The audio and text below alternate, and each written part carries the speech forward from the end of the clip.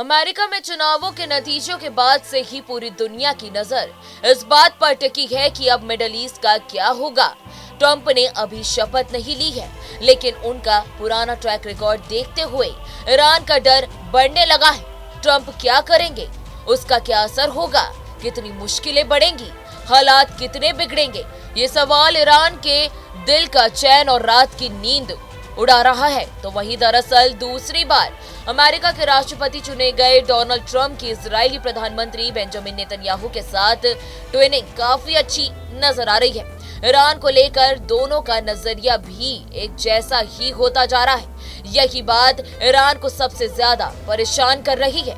खबरों के मुताबिक इजराइल के प्रधानमंत्री बेंजामिन नेतन्याहू अमेरिकी चुनाव के नतीजों के बाद से अब तक 3 बार डोनाल्ड ट्रंप से बात कर चुके हैं।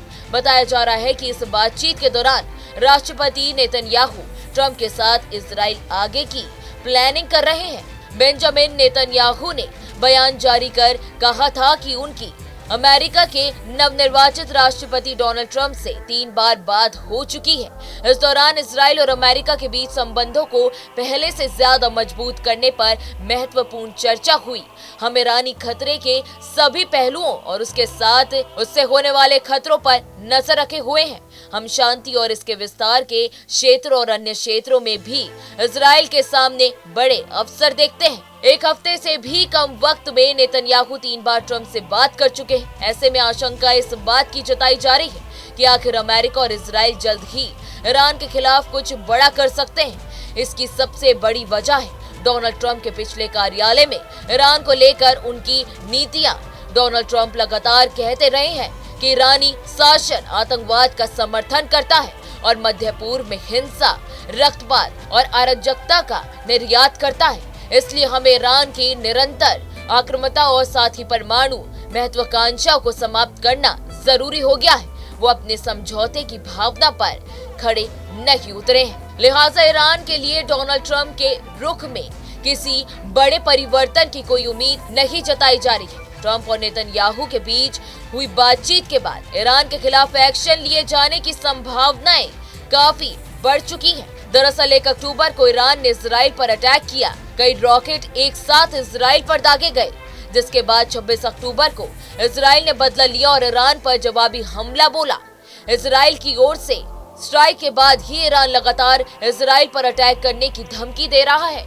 तो वहीं ईरान के सुप्रीम लीडर समेत IRGC के कमांडर भी बड़े हमले की रणनीति तैयार करने का दावा कर रहे हैं। मगर अमेरिका में सत्ता परिवर्तन के बाद ईरान के सामने खतरा बहुत बढ़ गया है। डर इस बात का है कि अगर उसने इजराइल पर हमला किया तो ट्रंप को मौका मिल जाएगा। अमेरिका इजराइल की साझा प्लानिंग के खतरे के बीच ईरान से मिसाइल टेस्ट की एक तस्वीर भी सामने आई। आसमान में तेज रफ्तार से उड़ान भरती मिसाइलें देखी गई। माना जा रहा है कि ईरान ने किसी नई क्रूज मिसाइल का टेस्ट किया है, यानी ईरान अपनी तैयारियों में कोई कसर नहीं छोड़ना चाहता है, मगर इजराइल पर हमला करने की हिम्मत दिखा भी नहीं पा रहा है, खासकर तब जबकि नेतन्याहू और ट्रंप लगातार बात कर रहे हो।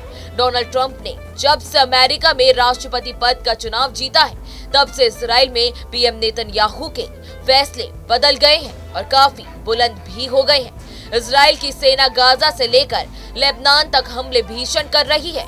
एक दिन में अटैक की संख्या पहले के मुकाबले काफी बढ़ चुकी है। ऐसा इसलिए है क्योंकि नेतन्याहू को लगता है कि ट्रंप जब राष्ट्रपति पद की कुर्सी संभालेंगे तब उन्हें हमास से लेकर हिजबुल्लाह, हूती और साथ ही ईरान तक सभी दुश्मनों पर अटैक की खुली छूट मिल जाएगी। यानी आने वाले दिनों ने हमास और हिजबुल्लाह की ही रही, बल्कि ईरान के खिलाफ भी इजराइल पर बड़ा एक्शन ले सकते हैं। तो वहीं अमेरिका में ऐसा कहा जाता है कि ट्रंप के हर बड़े फैसले में उनकी भी रजामंदी होती है।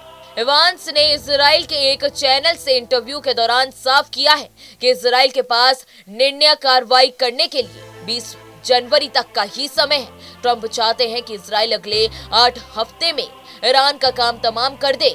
इजराइल उत्तर और दक्षिण में मामलों को निपटाए और फिर ईरान पर ध्यान केंद्रित करें।